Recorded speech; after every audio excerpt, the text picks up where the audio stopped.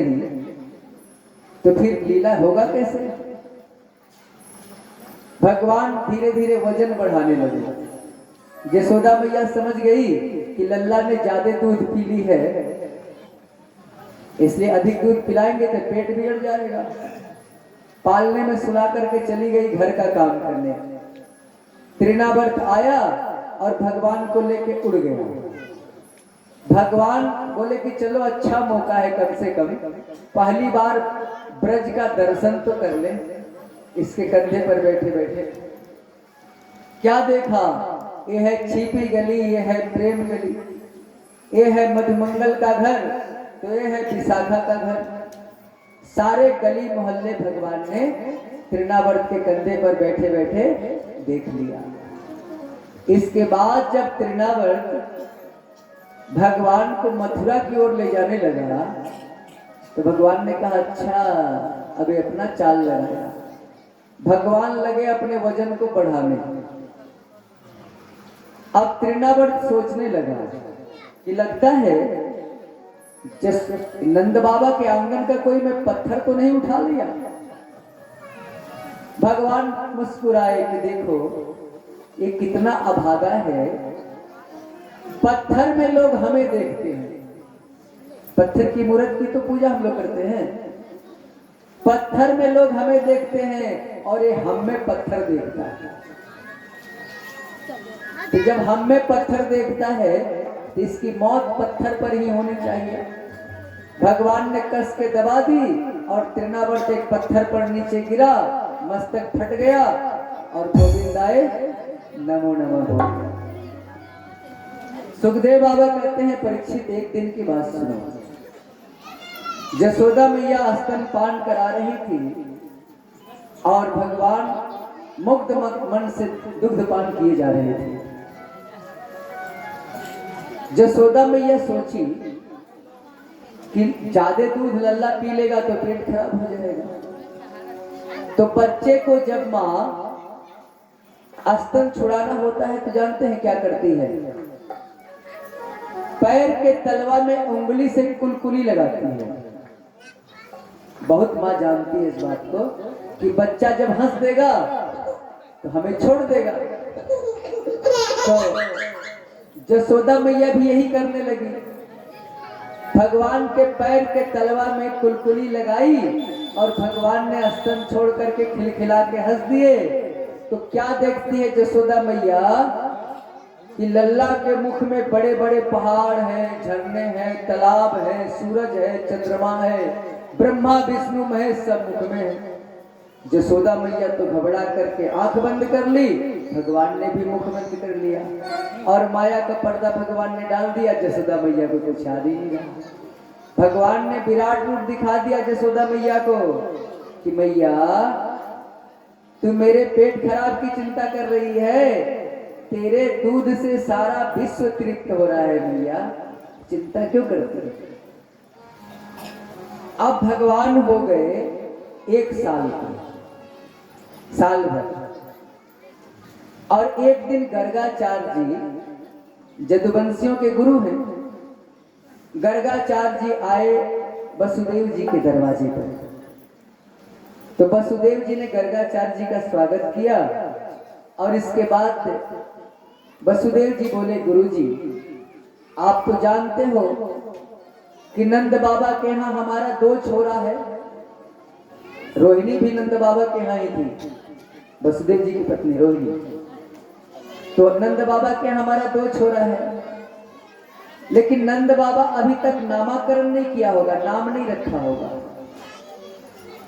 जाओ ना दोनों बच्चों का नाम रख दो, क्योंकि वो तो रोज खुशी मनाते हैं, नाम क्या रखेंगे? गर्गाचार्य जी बोले वसुदेव हम तो तुम जानते हो यदुवंशियों के गुरु हैं और नंद बाबा हैं पुरुवंशी। यदि हम जाके तेरे छोरा का नामकरण करेंगे, कंस को पता चल जाएगा कि दाल में कुछ गड़बड़ी है, काला है, वो तेरे बच्चों को मार डालेगा। तो नंद जब वसुदेव जी ने कहा ऐसा करो गुरुजी, चुप्पे से जाओ और चुप्पे से नाम रख के चले आओ, कोई उत्सव मत मनाना। गर्गाचार्य जी गए नंद बाबा के यहाँ। नंद बाबा ने बड़ी भारी स्वागत की गर्गाचार्य जी की। और जब गर्गाचार्य जी कुछ नाश्ता पानी कर लिए, इसीलिए मैंने कहा था आप लोगों से कि जब भी आपके दरवाजे पर ब्राह्मण जाए, संत महात्मा जाए, तो कम से कम पहले मीठा पानी तो जरूर करा देना, इसके बाद प्रश्न करना। तब नंद बाबा गर्गाचार्य जी से बोले, गुरुजी आप तो सिद्ध पुरुष हो, आ ही गए हो, तो मेरे घर में 2 छोरा है, जरा भाग्य बता दो, इनके कैसे भाग्य हैं। तो गर्गाचार्य जी ने कहा, नंद बाबा तू छोरा का नाम बता, तेरे छोरा का नाम क्या है, तब तो राशि देखेंगे, तब तो बताएंगे। नंद बाबा बोले, हाय राम गुरुजी आज तक तो मैंने नाम ही नहीं रखा, बढ़िया हुआ आप आ गए, बच्चों का नाम रख दो। गर्गाचार्य जी बोले, नंद बाबा हम तो यदुवंशियों के गुरु हैं, तेरे छोरा का यदि नाम रखेंगे तो चुप्पे रखेंगे, अपने गौशाला में एक चौकी लगा के कंबल बिछा दे और दोनों बच्चे को लाओ, हम नाम रख देते हैं। नंद बाबा बोले, ठीक है, चुप्पे से नाम रख दो, हम कोई उत्सव नहीं मनाएंगे। गौशाला में एक चौकी बिछा दी गई, कंबल बिछा दिए, गर्गाचार्य जी बैठ गए और नंद बाबा आंगन में गए। जसोदा से बोले, अरे जसोदा सिद्ध बाबा आए हैं, दोनों बच्चों का नाम रखवा लो, नामाकरण।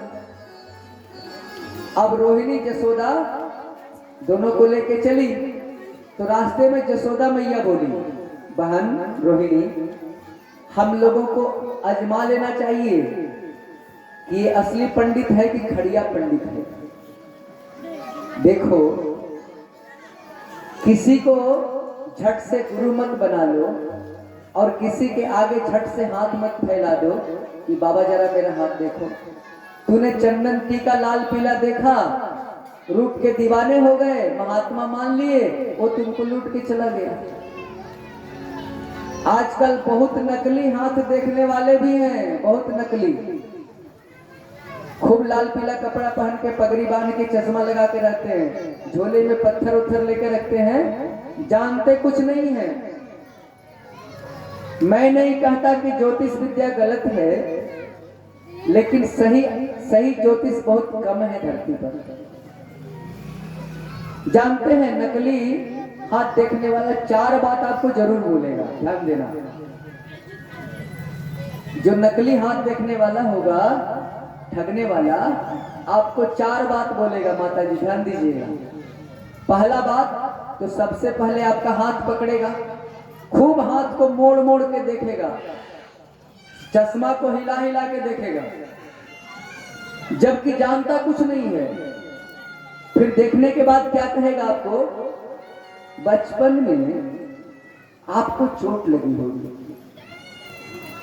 तो आप कहोगे कि बचपन में बाबा सब गिरता है, ना ना, एक बार विशेष चोट लगी होगी, आप मान जाओगे कि चलो ठीक है। दूसरा बात आपसे जानते हैं क्या कहेगा, आमदनी तो बहुत है, कमाते तो आप खुद हैं, अटता नहीं है, पैसा टिकता नहीं है, आप सबकी भलाई करते हो, आपकी भलाई कोई नहीं करता।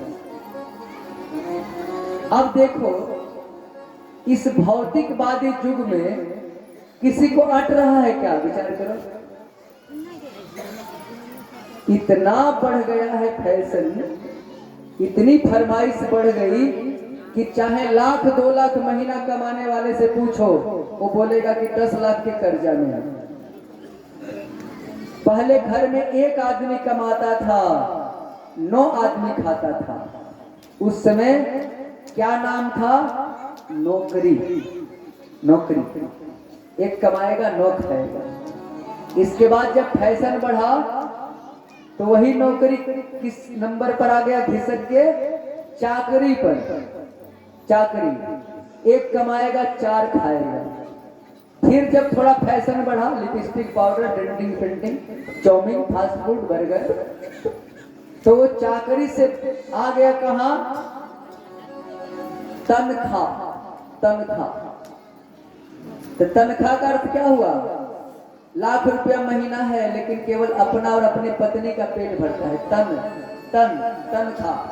अब माता पिता भी छूट, अब उनका भी व्यवस्था नहीं मेरे पास। और जब ज्यादा फैशन बढ़ गया तब तो भैया अब कंपटीशन हो गया कि तुम्हारे पास 10 लाख की 4 व्हीलर है तो मेरे पास 20 लाख की होनी चाहिए।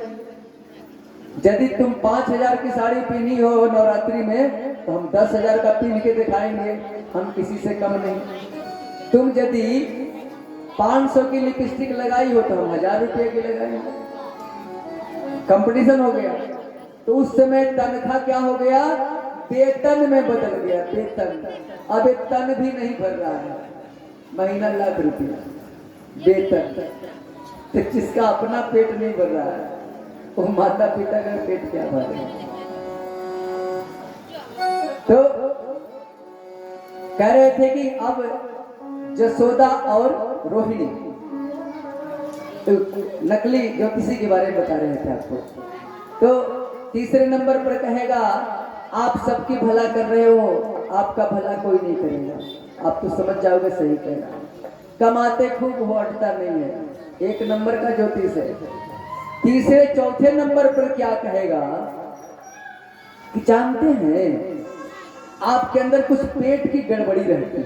पेट की गड़बड़ी आप तो पक्का विश्वास कर जाओगे कि एक नंबर का ज्योतिष है। बताओ यहाँ किसका पेट गड़बड़ नहीं रहता है। सबको गैस्ट्रिक, सबका पेट का गड़बड़ी। तो भैया पेट की गड़बड़ी को ठीक करना है तो कम से कम थोड़ा सा कोशिश करो, सुसुम पानी पीना शुरू कर दो। वो देसी गुड़ बिना सोडा वाला, थोड़ा सा गुड़ और पानी पियो, सुसुम पानी पियो, तुलसी का पत्ता का सेवन करो। और इसके बाद क्या करो, त्रिफला चूर्ण का सेवन करो। डॉक्टर के यहाँ जाके थक जाओगे, पेट की गड़बड़ी ठीक नहीं होगी। लेकिन थोड़ा परहेज कर लोगे, तेल मसाला कम कर दोगे तो पेट ही शरीर का सबसे बड़ा केंद्र है, इसको ठीक रखना जरूरी है। तो ऐसे ऐसे जो डुप्लीकेट तांत्रिक से, डुप्लीकेट ज्योतिष से सावधान रहनी चाहिए। आप लोगों को याद रखना, सतर्क रहो, किसी को महात्मा मत मान लो, पहले उसकी आजमाइश करो। तो यहाँ भी जसोदा रोहिणी वही कर रही है, गर्गाचार्य की आजमाइश कर रही है। कैसे आजमाइश कर रही है? जसोदा ने कहा, बहन इस पंडित की जांच करनी चाहिए कि नकली है कि असली। कैसे होगा? तो बच्चों का अदला बदली कर लो। मेरा लल्ला तू अपने पास ले ले, जसोदा मैया बोली, और तेरा लल्ला हम अपनी गोद में ले लेते हैं। असली पंडित होगा तो बता देगा, नकली पंडित होगा तो हम लोग डांट के भगा देंगे। कुछ तो आजमाइश करो कि ये ज्योतिषी असली है कि नकली, कुछ तो परखो। अरे झूठा प्रश्न कर दो ना कि बाबा हमारी बकरी परसों दरवाजे से कोई खोल के लेके चला गया, बोलो किधर गई है। झूठा प्रश्न कर दो, पकड़ में आ जाएगा। लेकिन जो माहिर होगा वो पकड़ में नहीं आएगा। जिसके पास कर्ण 85 विद्या होगी, 85 विद्या, वो बता देगा कि तुम झूठ पूछ रहे हो। तो ऐसे बहुत कम लोग हैं, ये इतना सिद्ध करना आसान नहीं। तो यही की जसोदा और रोहिणी, बच्चे की अदला बदली कर ली, गर्गाचार्य जी के पास लेके गई। और जो ही गर्गाचार्य जी ने देखा रोहिणी के गोद में भगवान को, आंख खुली की खुली रह गई, निर्निमेष नैनों से निरंतर निहारते चले गए प्रभु की शिला को। ध्याता ध्यान और थे तीनों एक हो गए, समाधि लग गई गर्गाचार्य जी की, आंख खुली की खुली। अब बहुत देर बीत गई। जसोदा मैया बोली, अरे बहन तो महात्मा कुछ बोलता भी नहीं। रोहिणी बोली, कह रहे इसकी तो लगता है धड़कन भी नहीं चल रही है। जसोदा बोली, हाय राम, कलंक लगाने को मेरो दरवाजों में लौटो। जोर से जसोदा मैया चिल्लाई, अरे बाबा कहाँ खो गए? बाबा समाधि से लौट के आए धड़फड़ा के। अरे हाँ हाँ जसोदा, अरे क्या करें, हम तो इसका नाम ढूंढ रहे थे। जसोदा बोली, हमारी तो धड़कन बढ़ गई थी। बाबा ऐसे नाम ढूंढा जाता है क्या? अच्छा हाँ, लेकिन जसोदा ये तेरे बच्चों की अदला बदली कैसे है? दोनों बहन इशारे में सारा बात कर ली। एक पक्को पंडित, खड़ियो पंडित नाम, जसोदा बोली कि अरे बाबा, ये दोनों छोरा जो है ना, हम कभी अंतर नहीं मानते, ये दोनों एक जैसा है, कोई किसी को गोद में रखता है। अच्छा अच्छा कोई बात नहीं। जसोदा, तेरे घर गोद में जो छोरा है रोहिणी का है, और ये जानती हो बहुत बलवान बनेगा और पंचायती का काम करेगा, सुलह का काम कराएगा, इसलिए इसका नाम बलराम रखते हैं। और ये जो रोहिणी के गोद में है, ये जगत का पालनहार है, जगत का तारणहार है, सबको अपनी ओर मोहित करेगा। वो तो बताने ही वाले थे कि वसुदेव का छोरा, तब तक भगवान ने इशारा कर दिया, बाबा पूरा बोल पट्टी मत खोलो। भूल करके मुख से निकल रहा था गर्गाचार्य जी का, तो भगवान ने इशारा कर दिया, खबरदार अभी लीला करनी है। तब बोले, अरे जसोदा, अरे किसी जन्म में वसुदेव का छोरा भी होगा। जसोदा बोली, इस जन्म में तो मेरा है। अरे हाँ हाँ जसोदा, इस जन्म में पक्को तेरा छोरा है। इसका नाम हम कृष्ण रखते हैं, कर्षयति इति कृष्ण, जो सबके मन को जबरदस्ती अपनी ओर खींच ले। मुरली मनोहर, बंसी बजाने वाला, तिरछी नजर वाला, इसलिए इसका नाम हम कृष्ण रखते हैं। इस तरह से दोनों बच्चों का नामकरण हुआ। एक भजन का आनंद लीजिए, फिर कथा में आगे चलते हैं।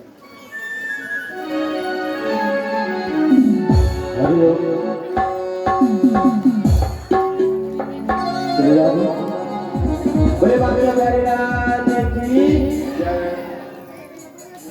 जगत के रंग क्या देखूं, जगत के रंग क्या